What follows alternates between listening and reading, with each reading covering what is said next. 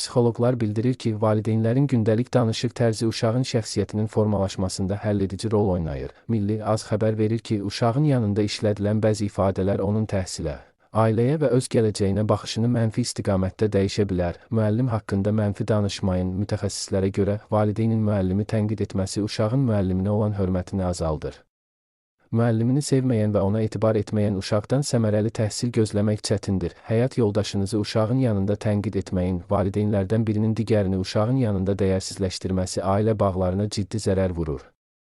Bu davranış uşağın valideynlərə olan güvən hissini sarsıda bilər. Ailə böyükləri barədə mənfi sözlər deməyin. Nənə, baba və digər ailə üzvləri haqqında pis danışmaq uşağın ailə kökləri ilə bağ qurmasına mane olur və hörmət anlayışını zəiflədir. Oxumaq və öyrənməyə qarşı ifadələrdən çəkinin. Oxusan nə olacaq? Kimi cümlələr uşağı təhsildən uzaqlaşdıra, öyrənməyə marağını azalda bilər.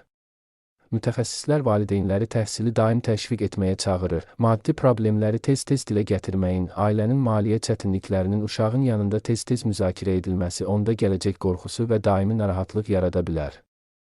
Psixoloqlar vurğulayır ki, valideynlərin sözləri uşağın daxili dünyasında uzun müddətli iz buraxır.